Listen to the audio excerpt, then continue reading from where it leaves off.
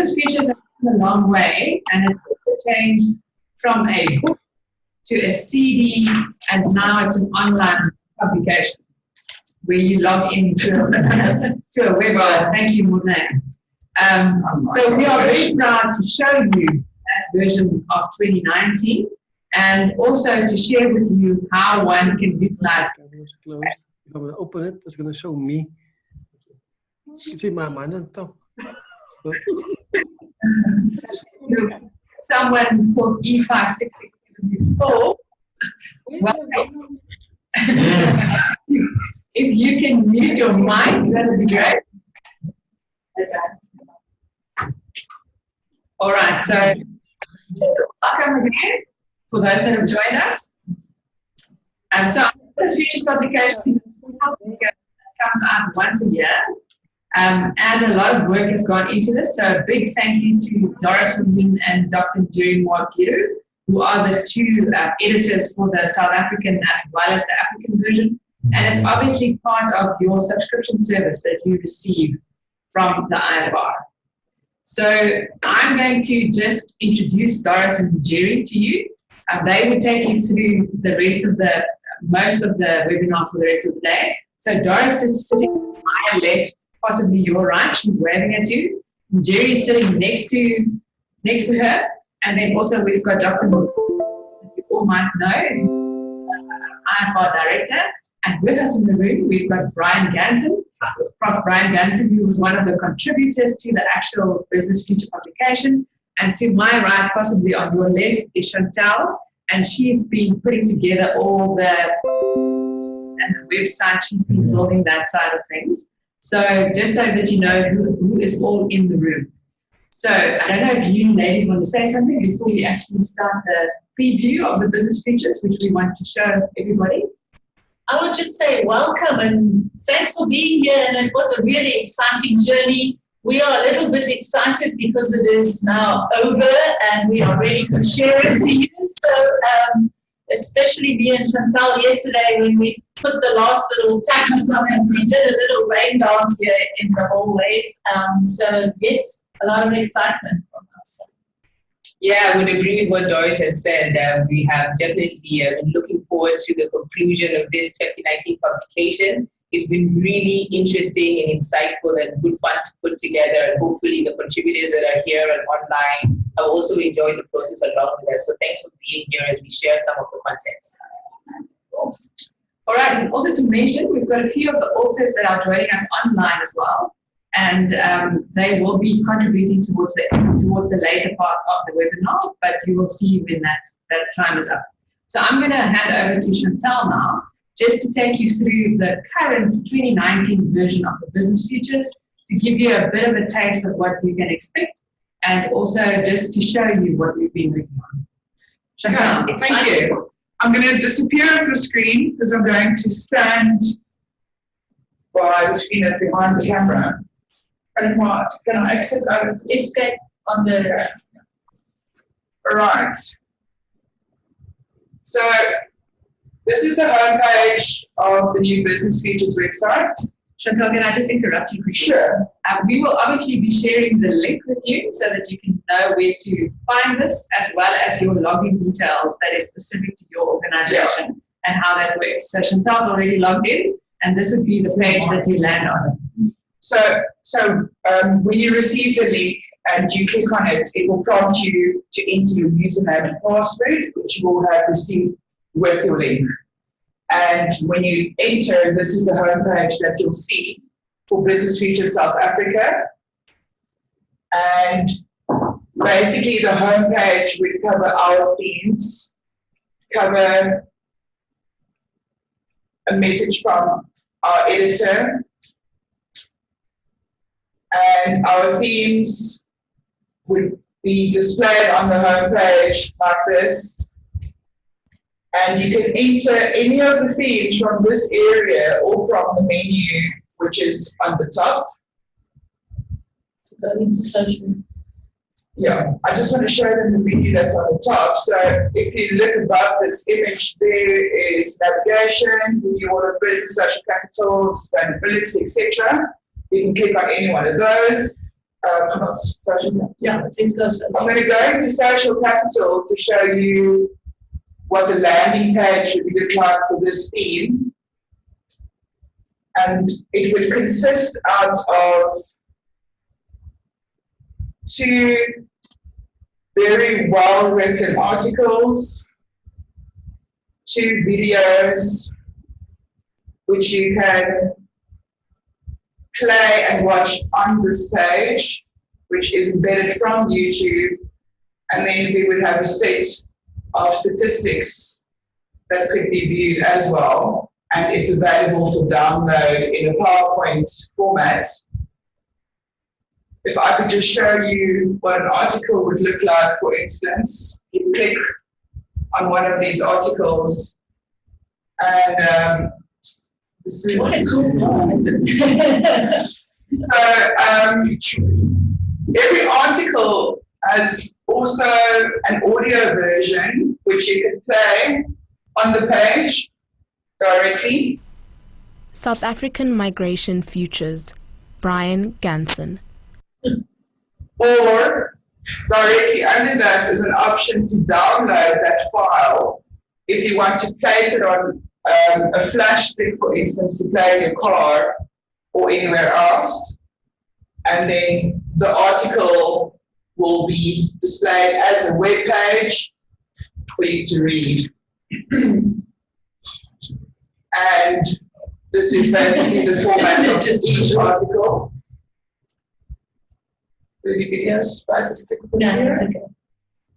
and are we? That's okay. So This is that's basically it. yeah. You talk about the stats.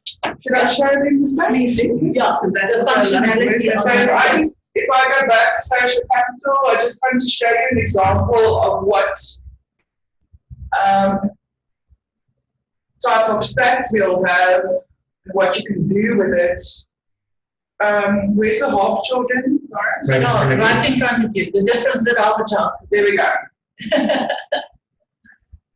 So if you go into one of the stats pages, you'll see the main image, which will give you the info of that presentation.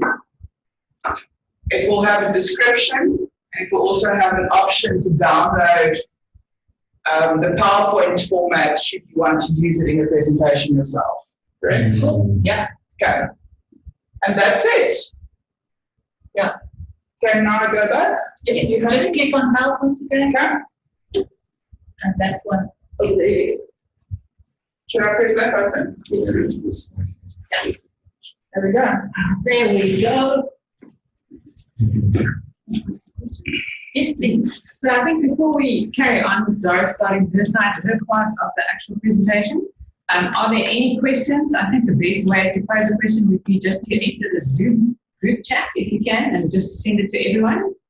And we can then just answer anything. Does it make sense? People can also nod, then we know. So you will see us smiling because we're so proud as there's our own baby walking over there. It's like really good. Look at that. It's really walking, it's really there. So a little bit of an overview, and now this so Jerry is first going to say a word or two about where we are and what we are doing. Yes, so we just wanted to give you a sense of what the next 2 hours or so is going to entail in terms of our discussions with you online and also here in the room. Doris and I are going to be sharing a summary of the South African and African Business Futures publication, which are the online publications Chantal just gave us a wonderful preview of. We'll give you a bit of an idea of what the content is, or what some of the key themes are that emerged. And then we want to get into a discussion of the so what, now what. So delve deeper into some selected focus themes in terms of application and applicability for a business environment within both South Africa and Africa. And we'll have a chance also to engage with some of our authors so they can let us know what they were hoping their contributions, what the outcomes would be in terms of their thoughts, additions, and contributions. Then we'll have some Q&A discussions, so please do type in, as Ailette mentioned, on the chat function, If you have any questions, you can type in the questions as the conversation is going on, or during the Q&A session, if you have a video or if you have voice, just unmic yourself, and we can have a discussion amongst ourselves online as here in the group. And then we'll have a quick wrap up and closing of the overall ideas. Dr. Mossad will be doing that for us, giving us a high-level IFR director's viewpoint. And then we'll say thank you to yourselves, and we'll be in touch online to share the actual publication access. Cool. That is our plan for today. I'm going to stand up so that I can be a little bit closer to where we are. What we try to do today, and with the whole publication, we try to sort of, when we decide in our articles, we had a themed approach. So our ask of the auditors was to, of the authors was to think in certain themes. So you will see in New World of Business, we said, well, okay, what are those next industries that we can think about it for the South African one? We touched on migration, our debt levels and those kind of things. And Jerry will share just now the themes that she looked at for the Africa version as well. So the themed approach in the articles. Then we had interviews with experts. We asked people to give their view on issues and how they think that could develop going forward. And then, of course, we look, because we know you're busy, and you don't have time to go through all of those lists of data and new indices and stuff. So we analyze that for you, make slides for you, so that you could actually put it into your presentations and use it as and when you need that. So the big thing is usability. We want you to be able to engage with this product and use it. Otherwise, all of this effort is for nothing. So how to gain insights? The one thing you can opt to do, of course, is to just receive the link and then really go all out and just share the link with your team. But we're not very happy with that way, so please don't just do that. It's going to be much more worth your while to at least read, watch, listen. So over December holidays, when all those in-laws are visiting, tell them you have a really, really important thing to work through. This will keep you busy for hours. I promise you will not have to do any of those engagements that some of us really don't enjoy so much. Even better would be to use this to facilitate a little bit of think sessions with your team. Use the clips, use the slides, use the articles as conversation starters. And we think that would be way cooler if we do that. Right. So a little bit of a focus on some of the themes from the South African publication. If I have to sum it up, we looked at options and we looked at issues. And then, of course, thinking about the longer future. So options in terms of industries of the future, one of those were specific, an article on battery electric vehicles in South Africa and can it work. A lot of stuff on agri-tech, because one of our big issues, if you look at the other side, is food. Will we still have food going forward? So a little bit of a balance between that option and issue. And then other issues like migration, biodiversity. A lot of people are using tech terminology in interesting but incorrect ways. So Martin Butler did a video for us on using those tech terminology in the correct manner. So one of the videos that is easy to use is to just grab that one and talk it through with your team. So when you write articles and when you do stuff, that at least you use the words in the correct manner. And then, of course, at the Institute, we always interested in how we think about the longer future. Ornella wrote us a nice article about how we can think in different ways about our clients. We did an overview of a book written by George Day and Peter Schirmacher on Seeing Sooner and Acting Faster. If you're still looking for something to put on your Christmas wish list, that's the book. I'll show you the title and everything else just now. And then training your brain, because you can actually help your brain to create the ways to think about the longer future. There's a nice video clip. Dr. Renata Skuman did one for us on that. All right, so recurring themes throughout all of the articles, the video clips and everything the stats, the indices, if I have to pick out some recurring themes, is that in South Africa we have a lot of potential.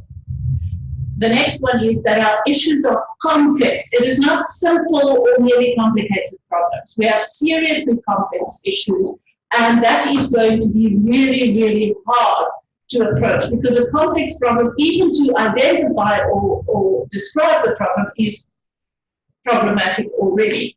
And then we must realize that some of our issues and problems are self-inflicted. We bring it sort of upon ourselves.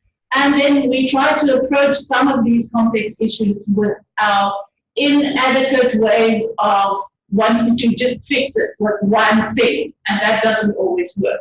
And then we are reaching a number of tipping points, especially in the sustainability part. We analyzed the National Biodiversity Assessment of South Africa, and that is very clear that we are close to quite a few tipping points there.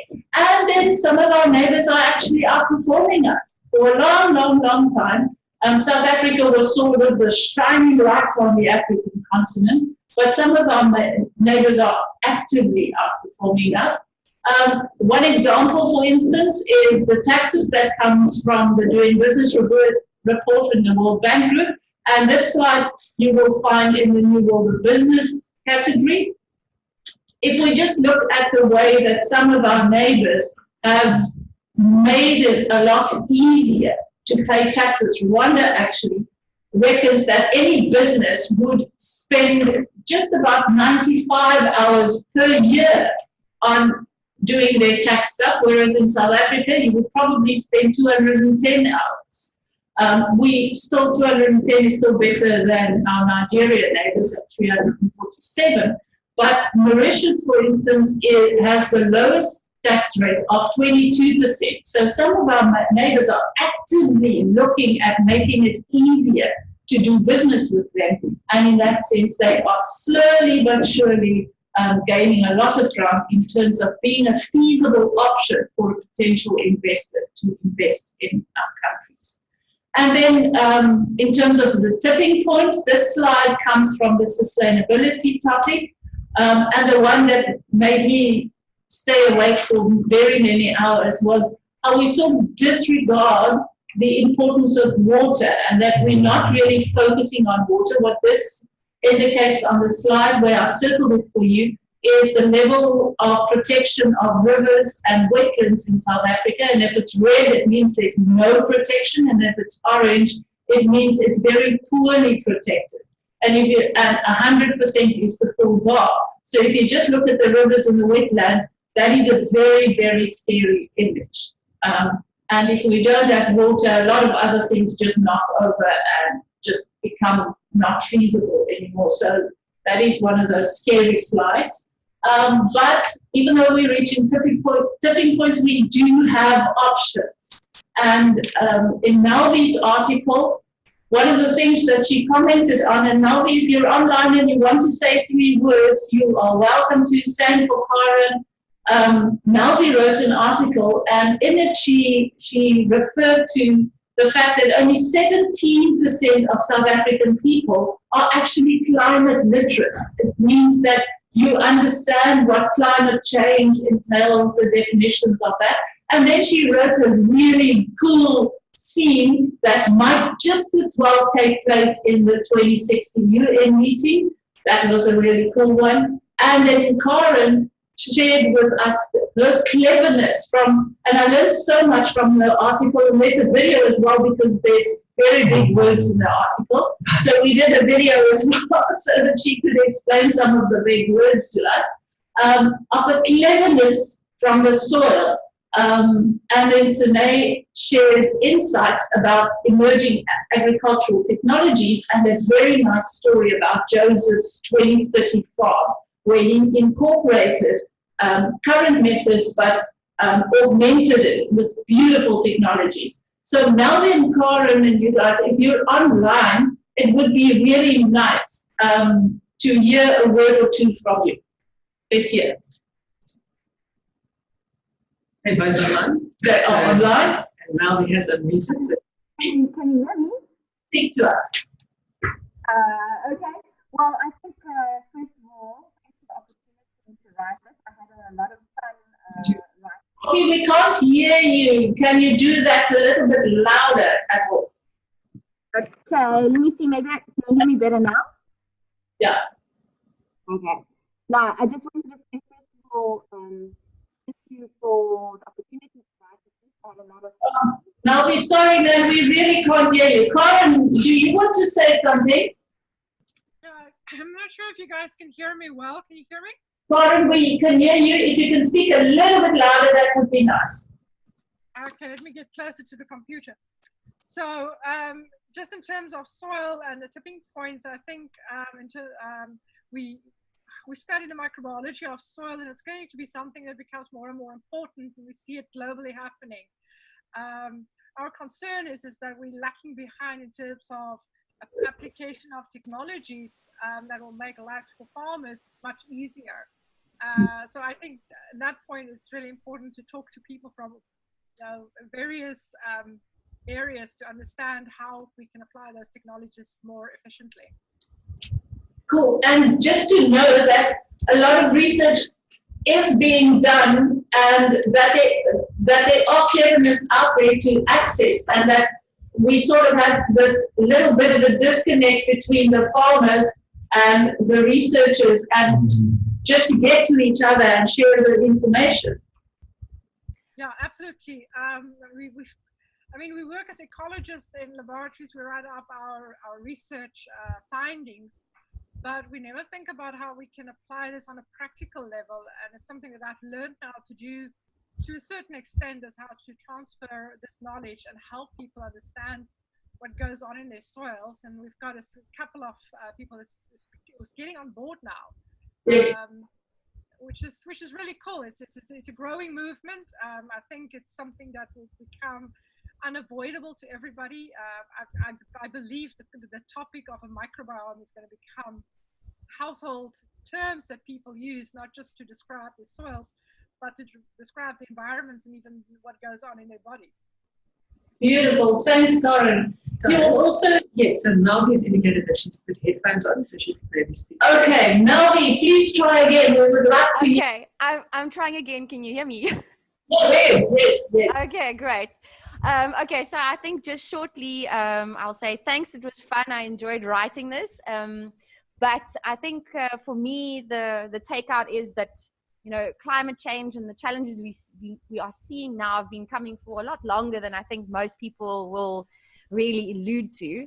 But for me, the other key takeout that I would hope people get from the article is that the challenges we face are huge, and one can be overwhelmed by that.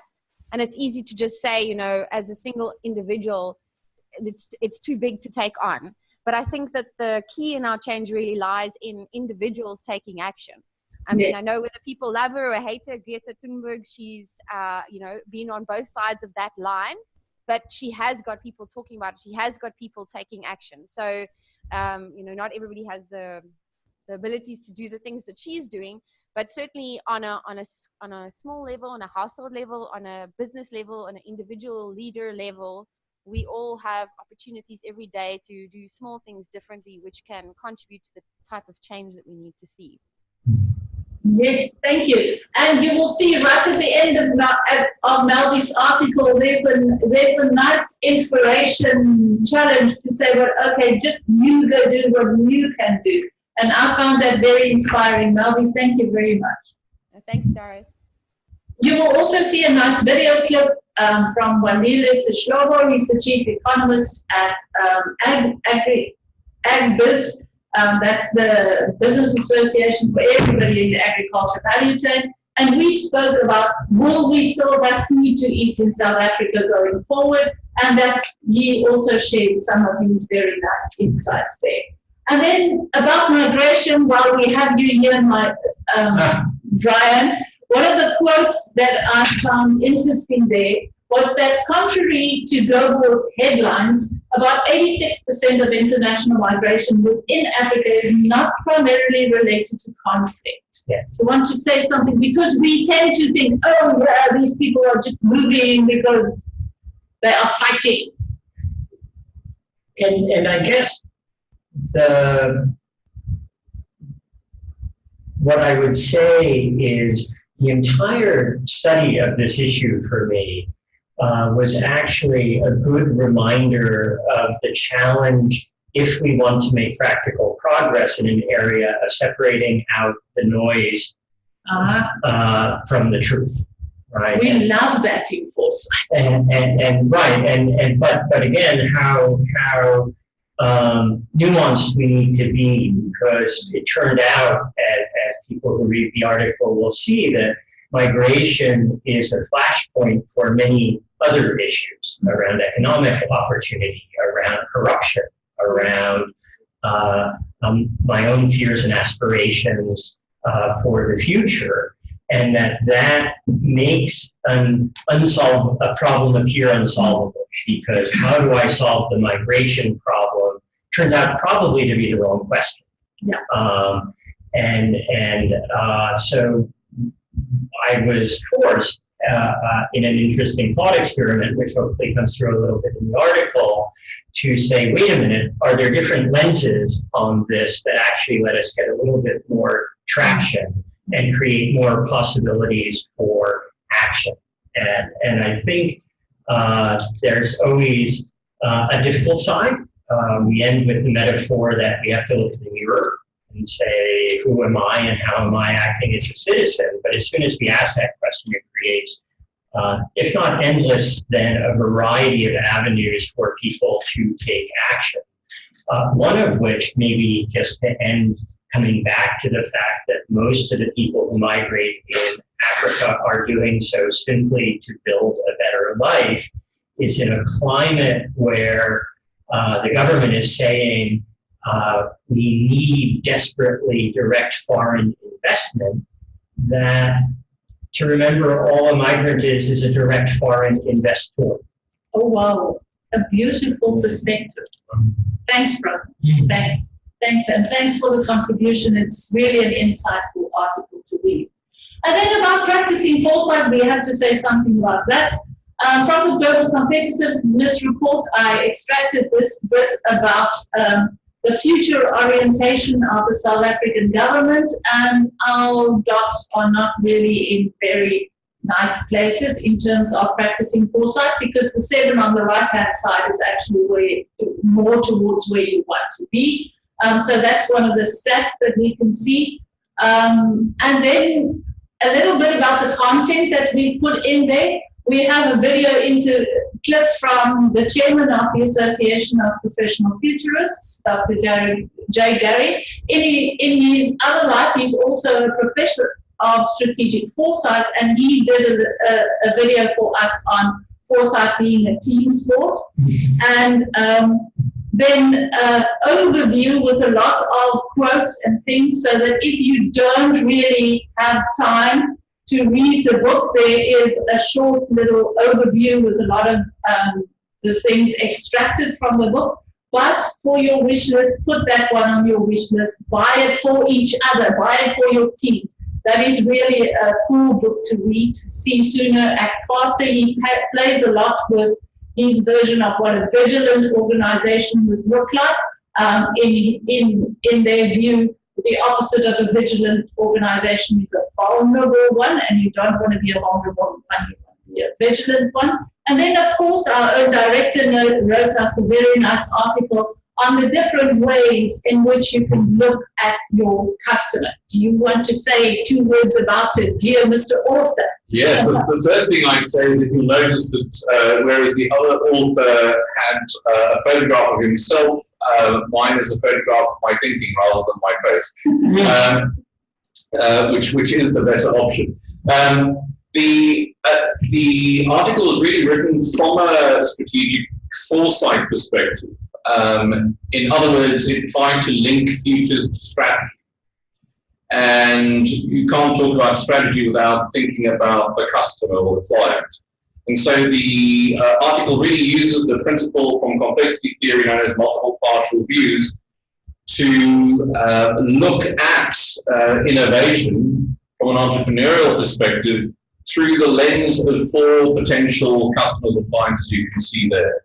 And it expands upon various definitions, such as the idea that even if you have a problem that you're trying to solve, with the customer, somewhere in your value chain, someone is in fact a buyer of that problem. In other words, someone wants that problem very much to exist. And so it's an exploration of what the world of customer engagement could be like if you applied foresight to a complexity principle of looking at the customer through multiple lenses. Thanks. And then, of course, there's also a very nice video where Dr. Renata Schoeman actually explains how to train your brain to be more fit to think about the longer future. She gives quite actionable advice there, so that is a very nice video to watch as well. All right, now I'm going to hand over to Njeri so that we have a sneak preview as to what she put in the Africa weeks. Thank you.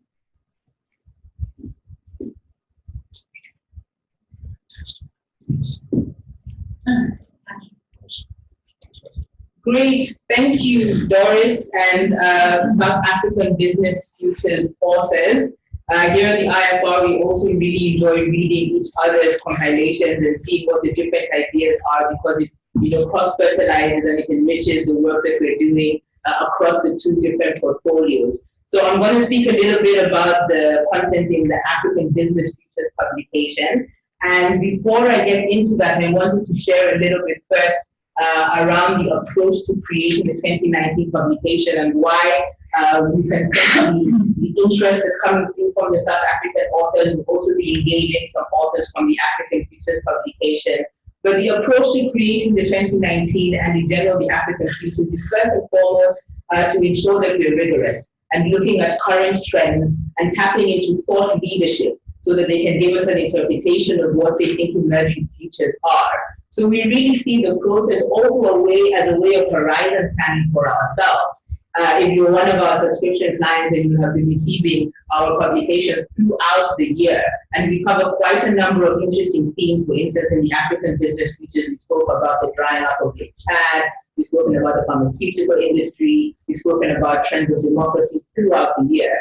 But the 2019 annual publication is really more of a high-level contribution in terms of what African futures are portending. And 2019 has been specifically exciting to work on because coming into the new decade, we're looking to 2030. The UN SDGs are due to be achieved around that time, but also planning for the next decade, the next phase that's coming in for us. So the other approach to creating the 2019 publication is really what I would call emergent. We're not very prescriptive with our authors. As Doris shared, we do give them some guidelines. We have the 20, 30, 50 principle that we follow, where we ask authors to talk about 20%, some background and past historical context to the issue they'll be discussing, the 30% focusing on the present and where we are now, and then 50% really engaging the creativity and imagination and giving us their ideas, which we believe are unique and fresh to the community, the futures community here in South Africa and Africa, to share this with a wider audience. So it's a really emergent process, and the reason we feel it's very unique is because it doesn't really replicate anything else out there. It's us also sensing what the market is. So it's useful for us as well, and we're happy to share what's of value with it for us for review as well. So in terms of some of the contributions and contributors, as I mentioned, we do tap into quite a wide array of contributors from across Africa. In 2018, we had contributors from as far afield as Romania and the UK, Malawi, Uganda, Kenya, South Africa, Nigeria, Ghana. So we're really tapping ideas and perspectives from across the African continent.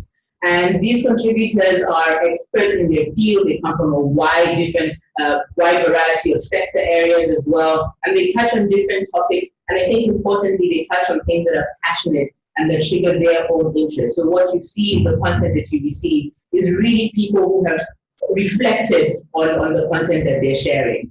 So some of the emerging ideas I'll be sharing with you in the next few slides, and then we'll also be going into application, and that's when I will specifically call on some of the authors to share on what they gave us for the 2019 publication. So I want to use the aspiration for the Africa we want, the African Union 2063 framework, because as Doris mentioned, the purpose for this webinar is not only to track trends, but also to use it as a sort of benchmark tool to see where are we going, are we getting to the futures we're trying to achieve, and how are we applying our insights in positive and beneficial ways for the continent.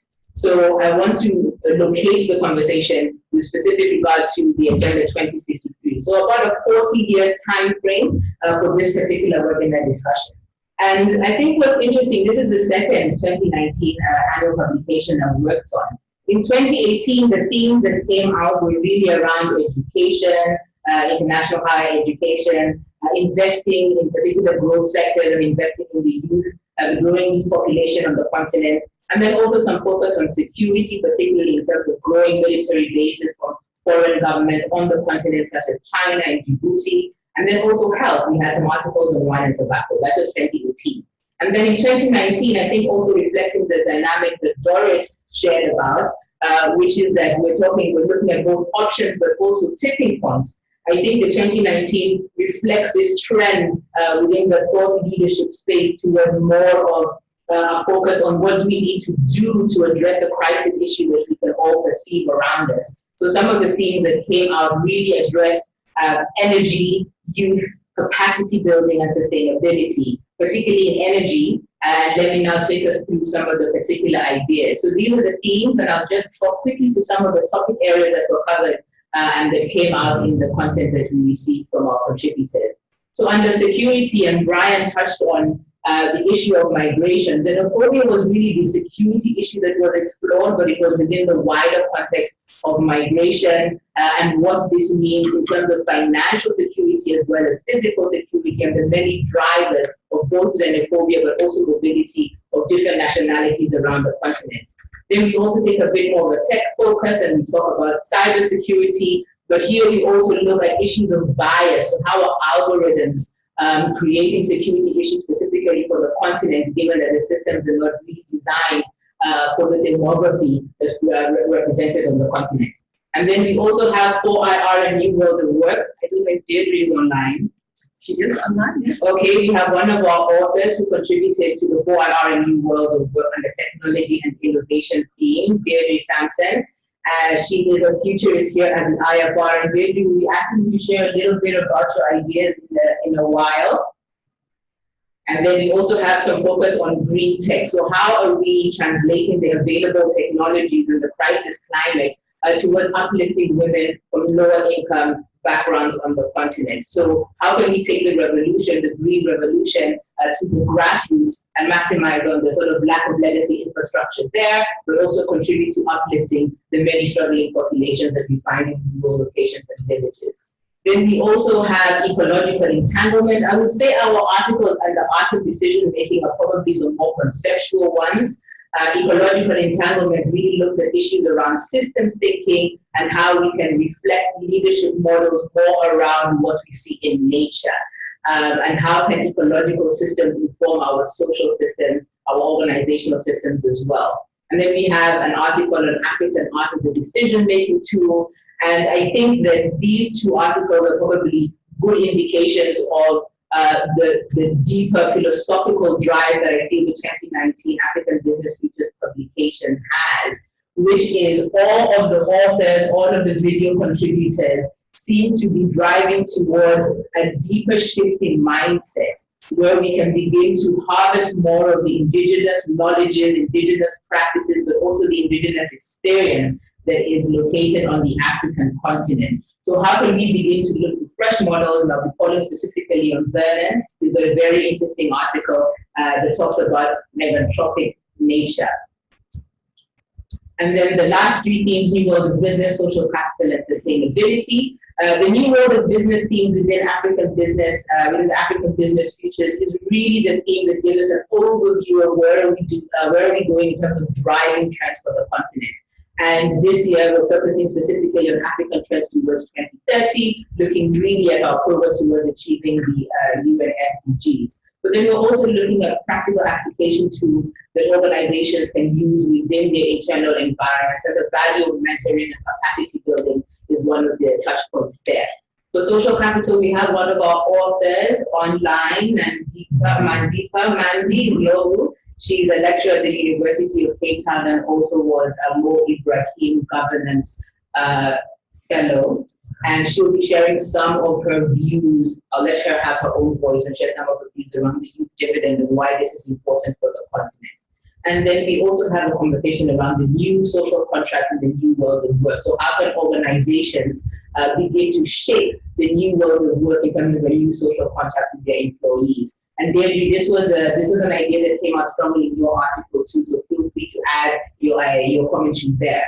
And then megatropic nature, Vernon, I'm going to leave it to you to define and explain and share some of your thoughts there. Vernon Head, who's online and will be joining us with some commentary, is a published author, and he also was the former chair of South African Bird Life, so he's got a strong conservation drive. He also knows the continent very well and has been to traditional kingdoms deep in the Congo.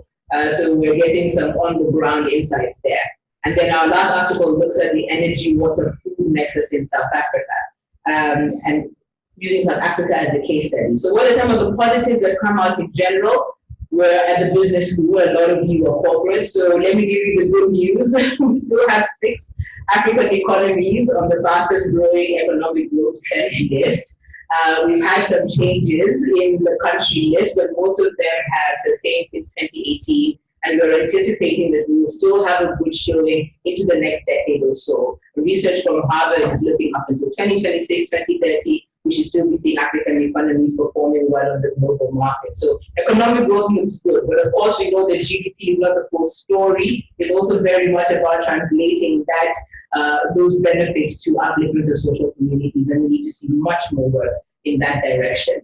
And to pick up on one of the trends that Doris also mentioned in South African futures, the issue of water is really coming up as a touch point. Also because it's an issue that touches on many other sectoral issues and could possibly multiply into a wicked problem. So we're seeing constraints in terms of water use and water supply on the continent, and these are some scenarios that are shared within the African Business publication in terms of water use with a constrained scenario where we begin to consciously draw back on our use of water or have more innovative approaches to how we're using water, and an unconstrained scenario where we continue as business as usual. So again, picking up on the theme that came from South African futures, we have options, but we also have tipping points, and we need to be clear that we're walking this balance very carefully going into 2020 and to the next decade or so.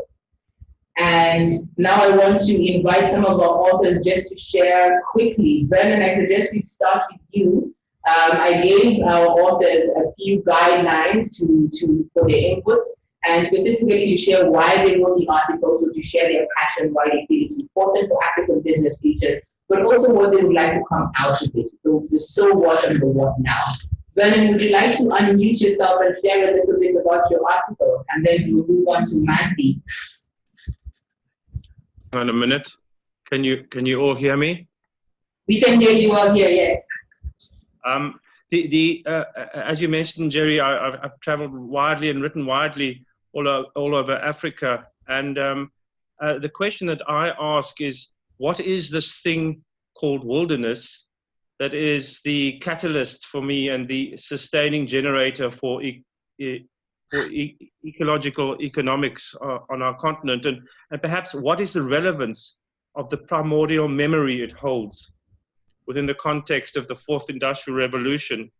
And what excites me about looking at Africa and looking at wilderness on a continental scale is to see the powerful ordering sort of matrix that it lays upon Africa.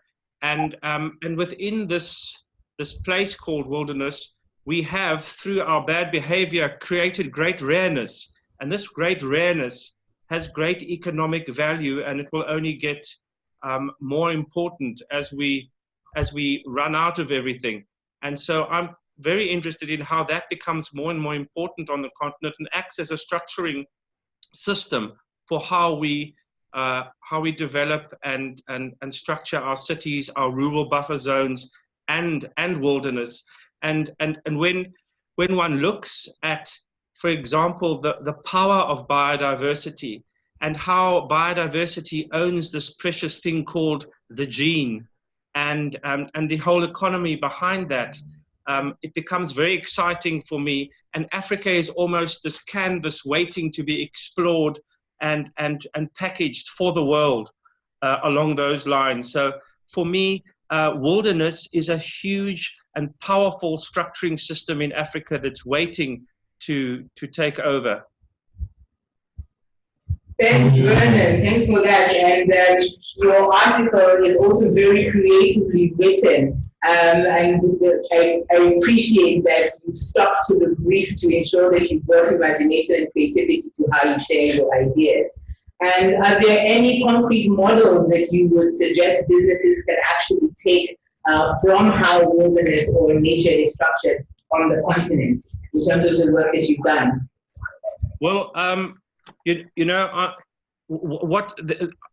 for me, there's this huge message of hope that I think comes from traveling into wilderness in this continent. When you go into remote areas and you see the cell phone alive, it's everywhere. Where you see a rural community that is deeply immersed in its traditions, but yet the Coca-Cola can is sitting on the table.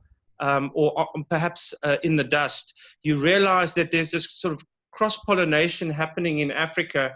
And I do believe that as we become more of a homogeneous world, so we are going to rediscover our primordial and ancient past, and that is going to start influencing the way we see the world afresh. So I see Africa as the great leader of the future in terms of reminding us of where we come from. Thanks, Vernon, and hopefully your ideas will catch some fire with our readers and spread that hope around, because as you know, the times are looking very dire. So if we have an opportunity in the crisis, then that would be a better trajectory to follow. I could perhaps just add that all aspects of urbanity, spatial planning, and indeed human habitation in any form must be designed to put nature at the center. Thank you, Vernon. Thank you for those concluding strong proposals to how we can organize our civilization and societies going forward. And I think on that, I'm going to call on Mandy. Mandy, if you can unmic yourself and share if you're still there. If you can share a little bit about the article that you wrote, which also has some very strong recommendations for the private and business community, private sector and business community around the youth dividend and youth opportunities. Are you there, Mandy? Yeah, I'm there. Can you hear me? Yes, thank you. Brilliant, brilliant. Hi, this was a really great discussion. I'm really excited to read everyone's contributions. It really looks like it's going to pack a punch and hopefully ruffle some feathers. So I wrote on the youth dividend basically because right now it's the biggest human capital resource that we have. And the big question I had was, what should we be doing to harness this resource? I said in my article that you're talking about minerals. Africa's youth are, it's jadeite. So we really, really have a precious resource that we're tapping into.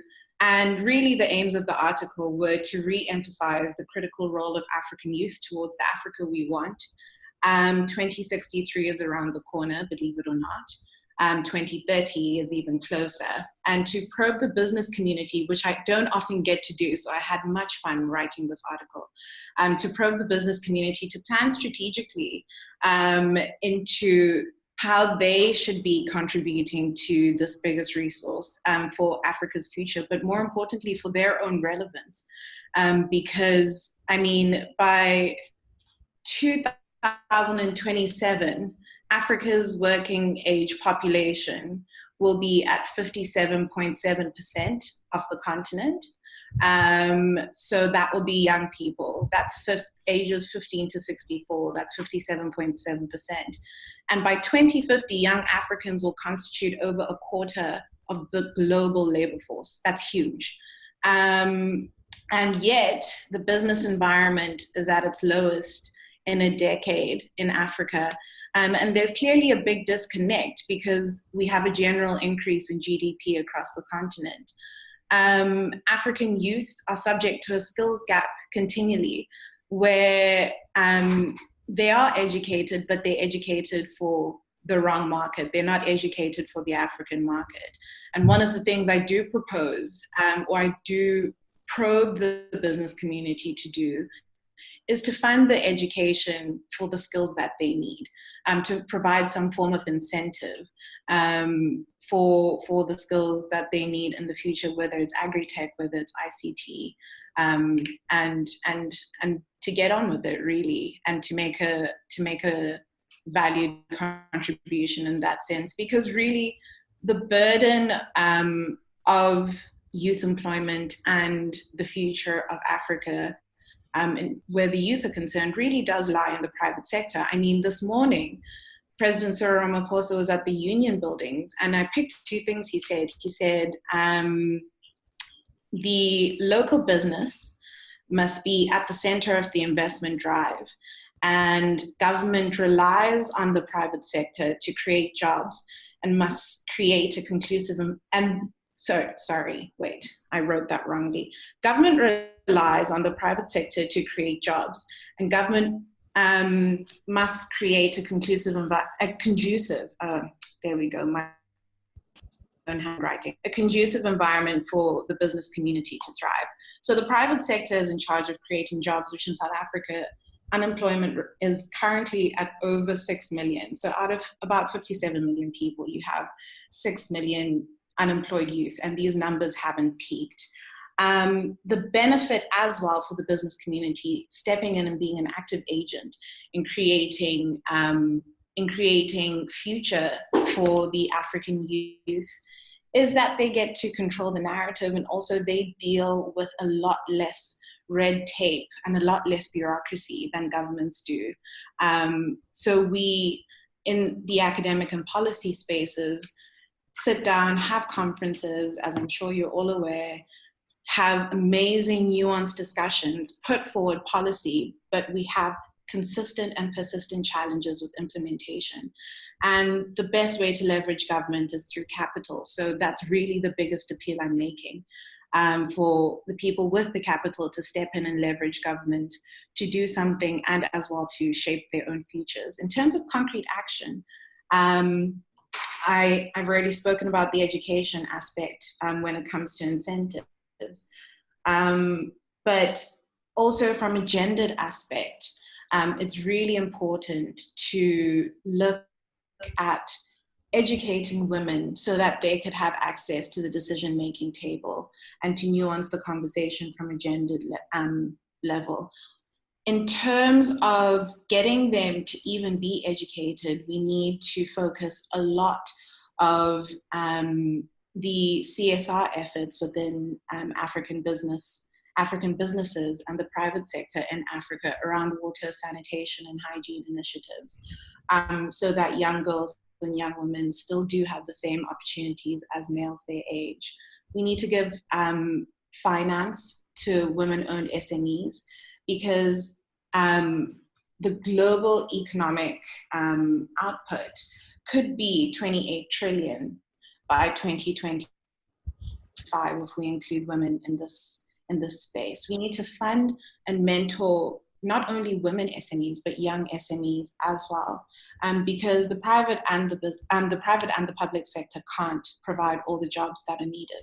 I mean, by 2030, so by 2030, you have moderate estimate 30 million youth entering the workforce every year. So that's annually, and we just don't have the capacity to absorb all those people right now. So you need to fund people who are going to create more opportunities for other people. And financial literacy needs to be taken seriously. I am wrapping up, I do realize. I talk a lot. You should never give an academic and the last probe I do have is diversify skills. So businesses in Africa shouldn't be afraid of hiring social scientists and I call them political consultants that will manage their risk better. We tell stories differently. We look at the data differently. And that will also help in managing and minimalizing risk where human capacity is involved. Yeah.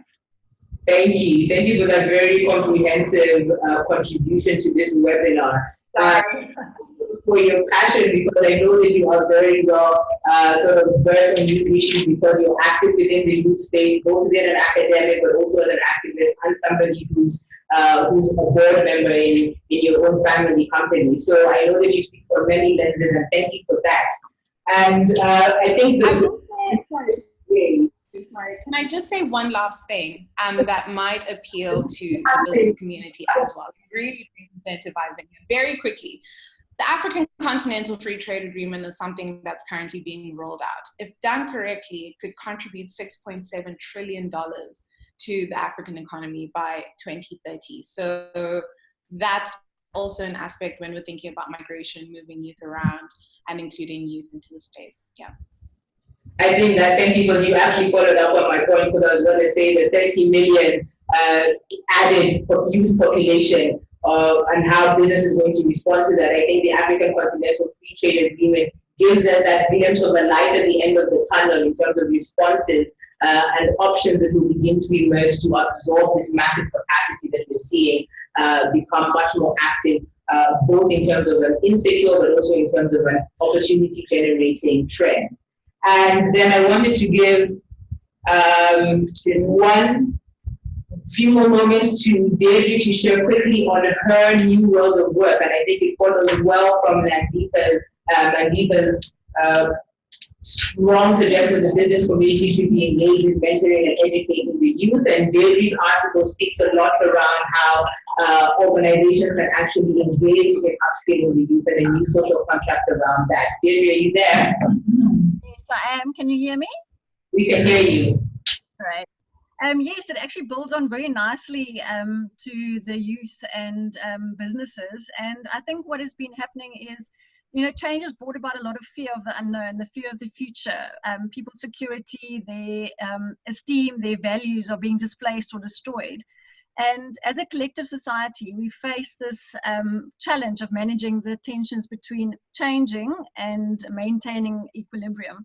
And the problem with these fears is it has implications for the future of work in Africa, where you'll see job displacements. You will see we will not be able to upskill and reskill people in time. But then you also see the potential for technology to bring about, you know, positive social change. We've seen it in Kenya, we've seen it in Rwanda, we've seen it in Nigeria, where tech hubs are really sprouting up.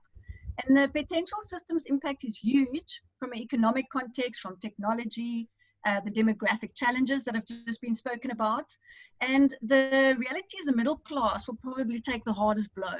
And they have always been, over time, the more stable class, but these ones are going to see the hardest hitters with the loss of jobs. And then if you go to a macro level, the problem is, where's the social contract? So where's the contract that puts out the principles, the rights, the guidelines on how we're going to structure society? And that really needs to be thought through from a society's perspective on work. And what does it mean? And what will it mean? There will be different structures of work. People will have different jobs. When you meet someone, they say to you, what is your name and what do you do? So how do you answer that when you actually don't have a normal formal job? And I think if you look at it from a what if, as a society, we can either stand by and watch the drama play out and say, well, let the fittest survive, or we can consciously engage around ways to look at the future and the future world of work. And if you look at prior to the 1994 election, that's exactly what we did. We avoided the crisis by sitting down, by engaging many stakeholders politically, the government, businesses, individuals. And we said, what are those principles that will engage our society going into the future? And I really do believe that it's time for us to sit down and say, but how do you do this with the future world of work?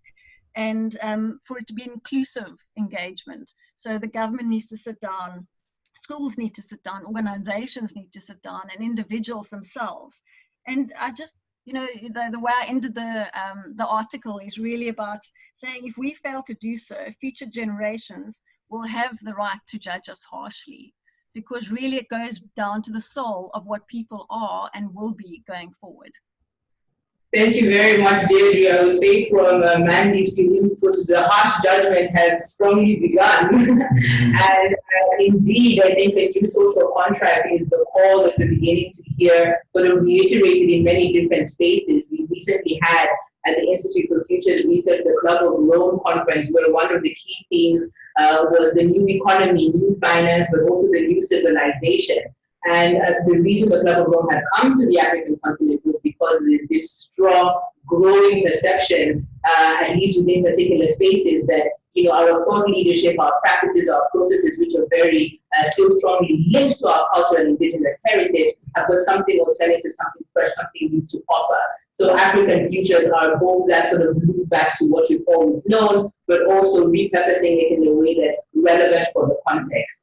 I know that we now have some time for some Q&As where we can talk a bit more about the themes that came up in the South African business features as well as the African business features. It would be great to hear from those participants online in terms of what you felt was particularly thought-provoking, where you might disagree with some of the comments from the authors, but also some suggestions in terms of how you would like the IFR to proceed in terms of the information that we share on African and also South African features. So I'll hand it over back to our moderators here by the table.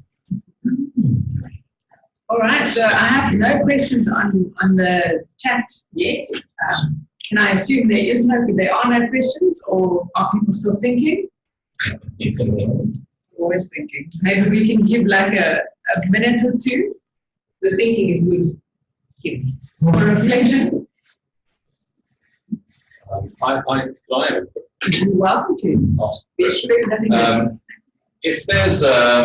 If there's one of our members, one of our associates, either in business and or from government, who doesn't necessarily have a question, but perhaps it has a response to what they've heard, I would love to hear that response. Anyone from either from the private sector or the public sector, just a kind of first impression response to what you've heard. All right, so we've got a few comments here. Melvie has asked to be excused.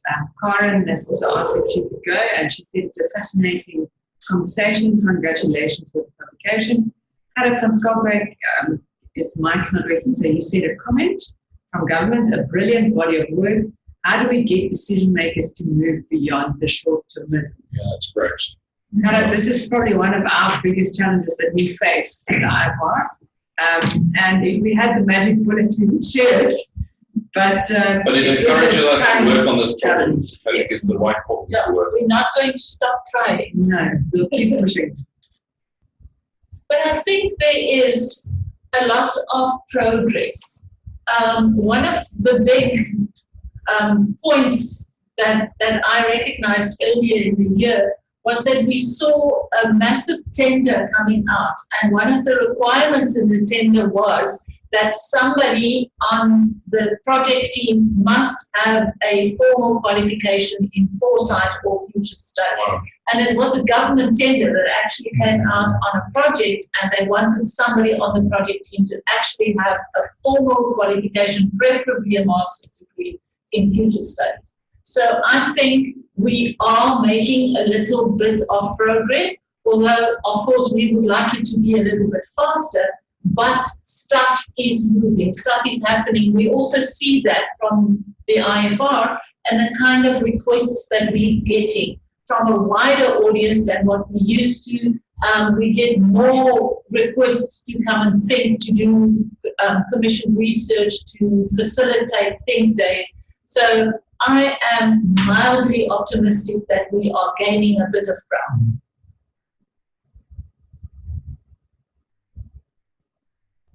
I would add a comment if it's timely. It just struck me, this last conversation, the reference to the social contract, my work on migration, much of the work I heard from colleagues, that this question of the social contract is central, and it just reminds me of all the work being done, whether it's from economics, John Lewis and related work on the middle income trap, whether it's Francis Porter's work on horizontal inequalities, that our inequalities actually make it hard to have the conversations that let us think in a futures-oriented way.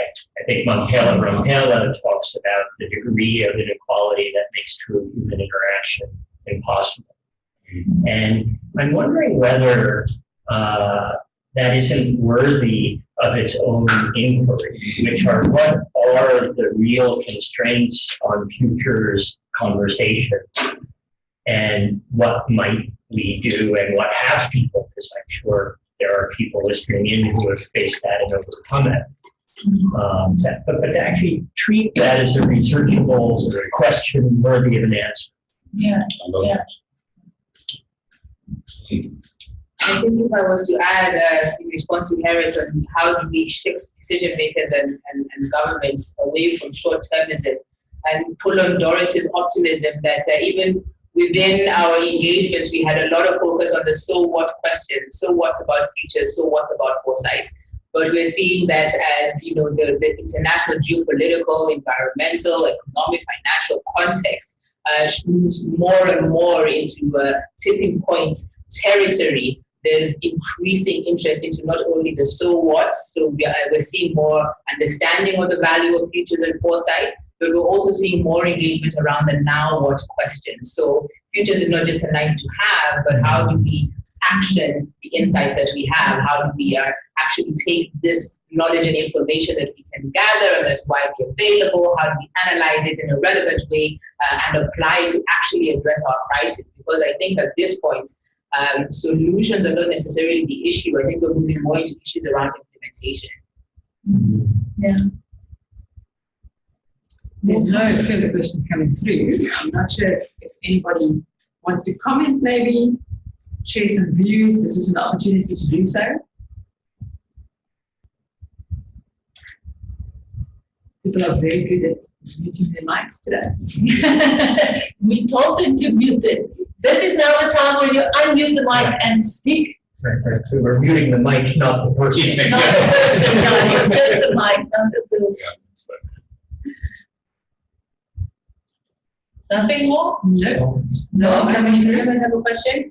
I'll ask a question to my colleague, Doris. Difficult one. Okay, go. No, but I was very interested in the information around the taxes and the ease of doing business, because normally what you hear around African regulatory environments is that we have weak institutions, that we don't perform well, that we're inefficient. So it was interesting. And South Africa, on the other hand, has got a much more positive reputation around its institutional maturity.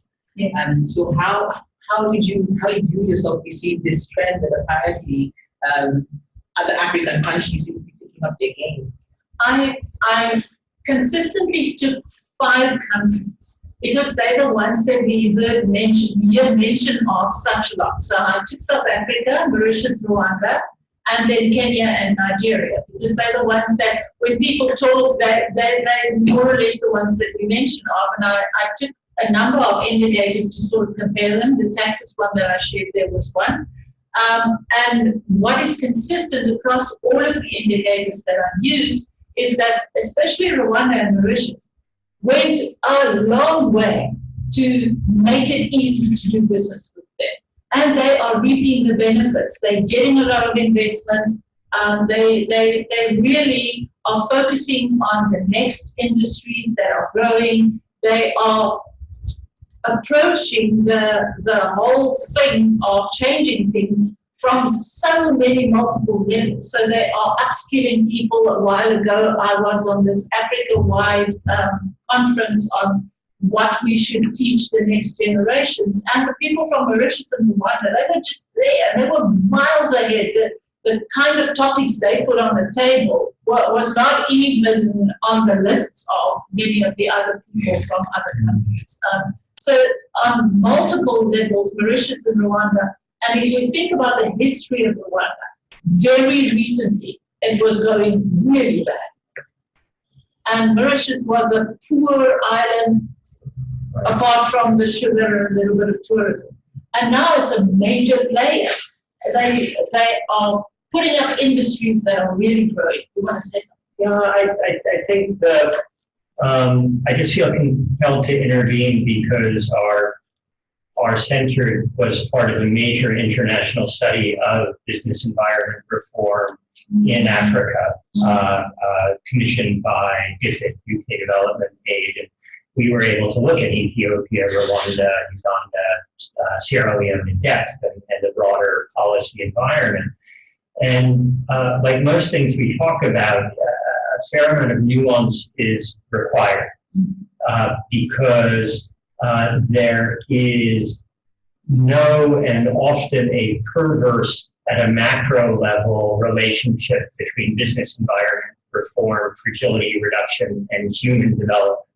So if what we care about is the world getting better for people rather than just the world getting better for business, we need to be very cautious. And Rwanda is, I think, the classic example of that. They have now been found out that they've been faking their data on human development to maintain the story of investment development. Mauritius, I think, a very different story. We have to remember that it's hard to compare a country that has a population smaller than metropolitan Cape Town with Nigeria or Ethiopia.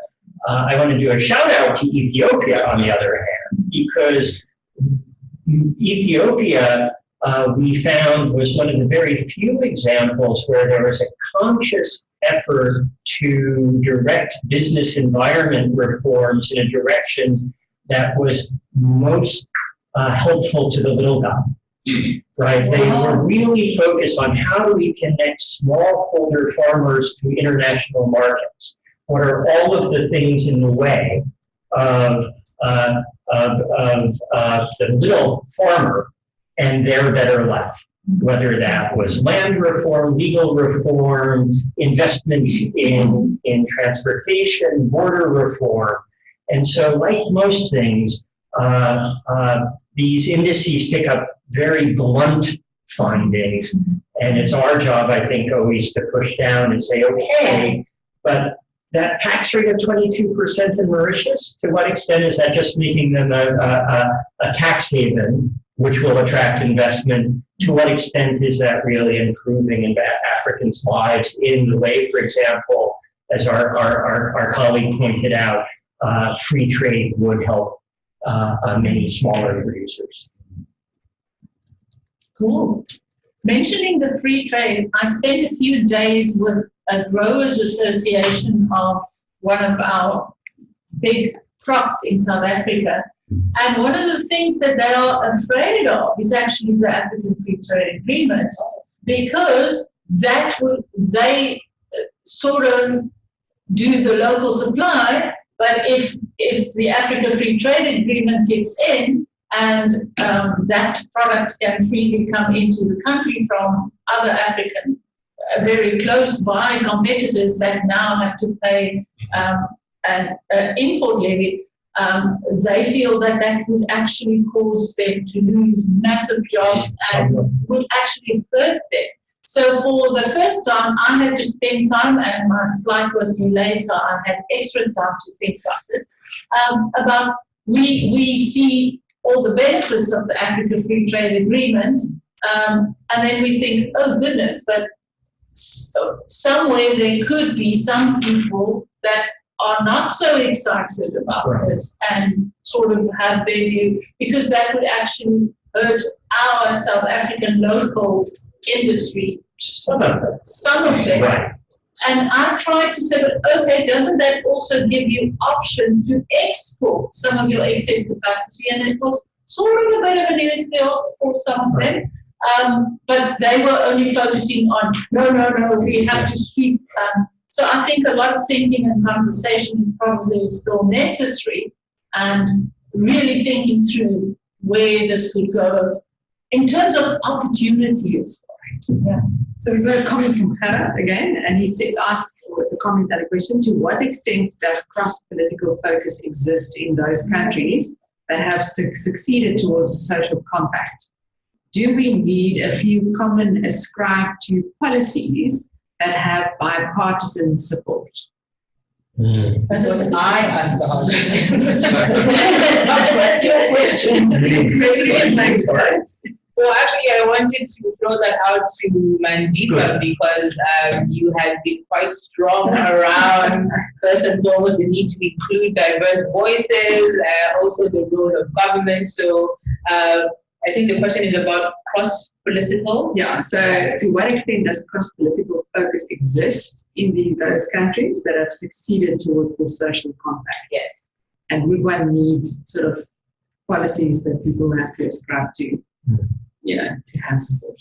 So I think, Mandy, we don't need to speak specifically about the country context, but I would be interested in your views around what approach do you think governments need to take in terms of perspective alignment in order to facilitate growth for disadvantaged or marginalized communities? Thanks for throwing me in the deep end.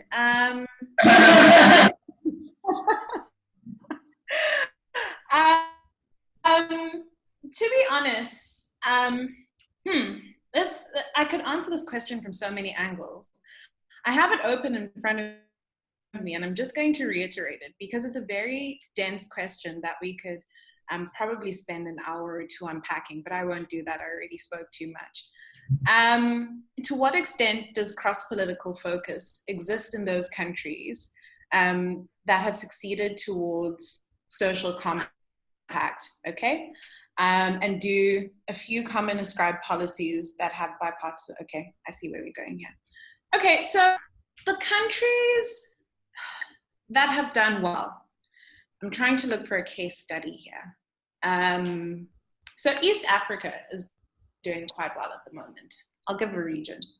East Africa is doing quite well at the moment, and their human capacity development. Ghana is doing quite well. Actually, no, let me zone in on Ghana. You see, I told you the deep end. My mind is all over the place. Ghana, I'm going to focus in on Ghana. So Ghana has come in with President Nana Akufo-Addo with a new way of looking at politics and challenging Nigerian hegemony in the ECOWAS region. And he's done this not with a hardline stance, which the ECOWAS region is known for its militarization, but he's done this by diversifying the economy, right? And creating regional partnerships. So, for instance, a main thing that Ghana will benefit from now is the African Continental Free Trade Agreement's headquarters will be in Accra. So that will be huge in terms of cross-political focus, in terms of creating jobs for Ghanaian people, in terms of creating social cohesion, because people will inherently be doing better economically. So there'll be a lot less social and a lot more economic being sorted out there. And do we need a few common ascribed policies that have bipartisan support? I'm going to throw a question back. Bipartisan support from who? I need clarification on that. Are we talking bipartisan support between public and private? Are we talking regional bipartisan support? Are we talking intergovernmental organizations with governments? What are we talking about here? Right, and I think what we need to confront, and I'm going to come back and say you were given a wholly unfair question, is terrible. And I'll get to why I think it was unfair. But again, we need to be very cautious with our examples. Rwanda, basically the result of the incredible violence there was the utter destruction of almost all socially embedded institutions, the churches, the traditional authorities, all of them were reduced in a sense to rubble along with the rest of the country. So the government really did have, I hate to call it an opportunity because of the tragedy from which it was born, but a bit of a blank sheet of paper to create a different kind of social contract. At the same time, we have to recognize there is no bipartisanism in Rwanda. There is no political dissent. The government is under investigation in this country for having assassinated its enemies abroad. And the vast majority of the private sector at scale in Rwanda is owned either by the ruling political party or by the army, or both. So we have to be careful again of what we're looking for. Mauritius also has a history of limited intergroup conflict, which creates, like Botswana and other places that we see around the continent, a little bit more, if we can call it policy space, a little bit more room. I think that the reason I thought the question was so unfair, which is what should government do?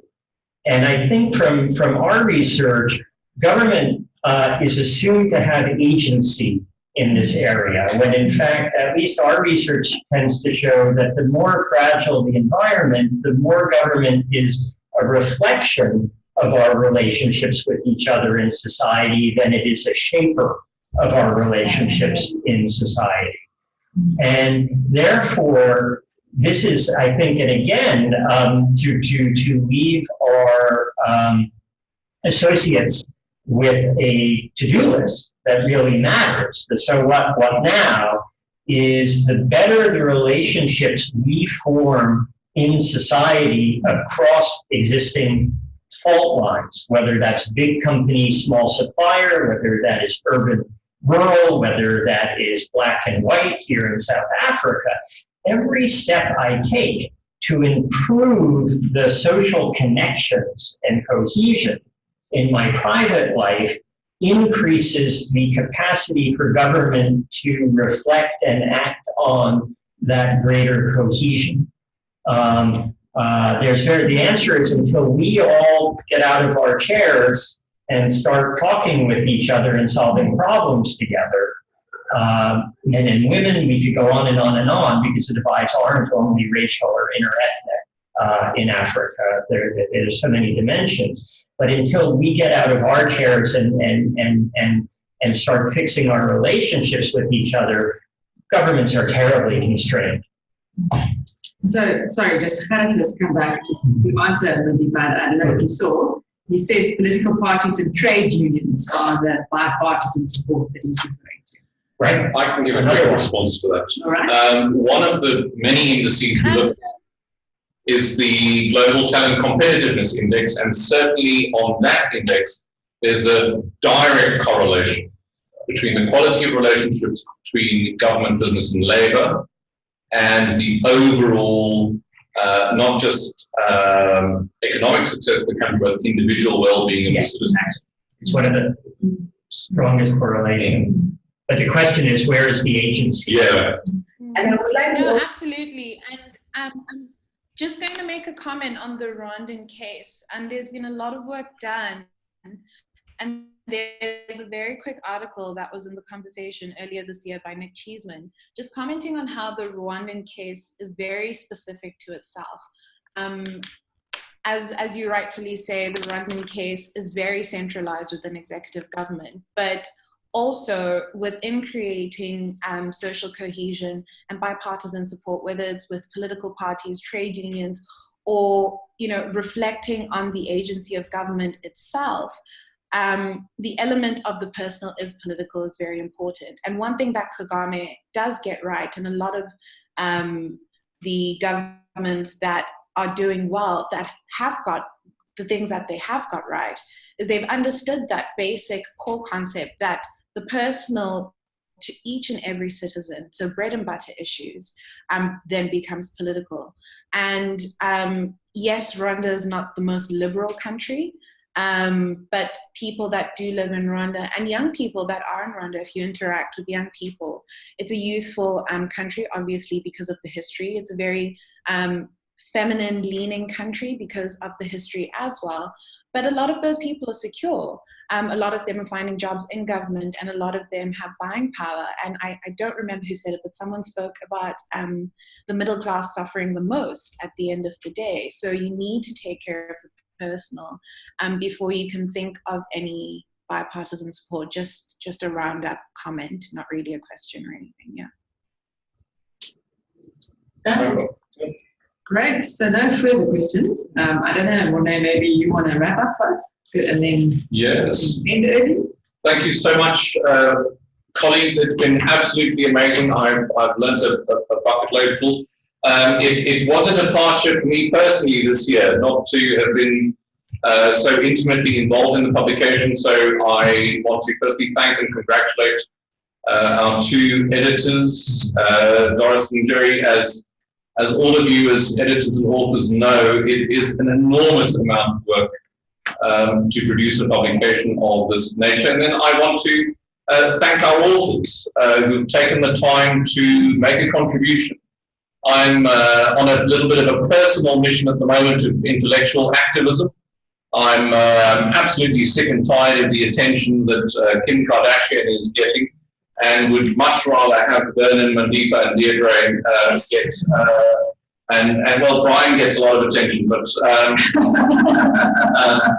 I'd much rather let our thinkers get a lot more attention. And so what I'm implying with that is we'd love to spread the word of your amazing work over the next year.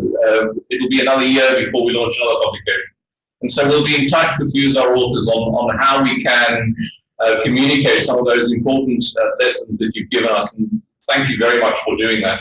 To our clients and our associates and our members, we're always grateful that you support us, and we're keen also to learn from you.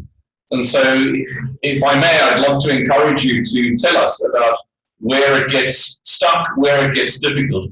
I'd love to encourage everyone who participated on this important project to take it to the next step, to organize colloquia, to organize your team, provoke your leadership. Invite the IFR to help you to do so if that's of value to you. But do kind of take it into the next forum. That includes both our authors as well as our clients. Do take it to the next step and build some energy around it. It is a very important publication for us. As you heard, we celebrate a quarter of a century of this publication. I have the first publication before me. Just for the younger people online, this is something that used to be called a Liber Arch file. Maybe a virgin experience for some of you. It was written on a thing called paper, which is like a really thinly sliced tree. And perhaps I could quote just very briefly from that very first publication. This was 1984. So if you can cast your mind back, this was just before the middle 80s and the state of emergency in South Africa. And our director at the time says, the future is radical. The only way these challenges can be met is if decision makers develop an awareness of the forces affecting change and plan societal renewal accordingly, depending on where they play. And it's with a similar call that I'll make to you. We also significantly released this publication on World Philosophy Day, the day introduced by UNESCO to celebrate the love of wisdom. And certainly you've done that for me today. I'm very grateful, and we look forward to our continued collaboration with you. Thank you. Great. So unless there's any burning comments or questions, or anybody wants to share anything specifically, we thank you for your time. We hope it's been useful. The login details will be shared to those Premier Service and Publication members that we have.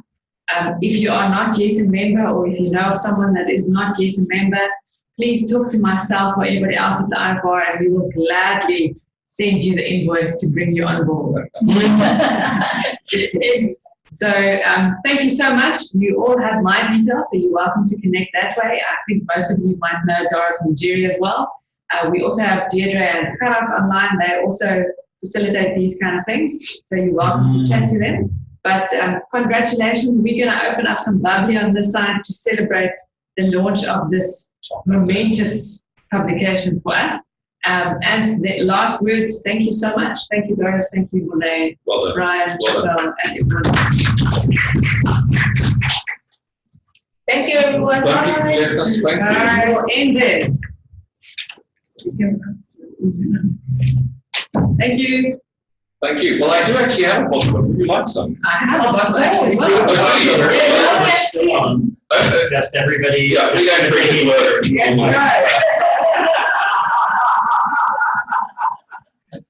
Just touch the. Strictly enough. Yeah. Only 3 times a week. No, stop share at the top. Well, I'm going to get a bottle for those of you who'd like to join me. I'm In the. very excited about it. Do you want to bring the bottle here or do you The red one at the bottom. Yes, yeah, there we go. It's, and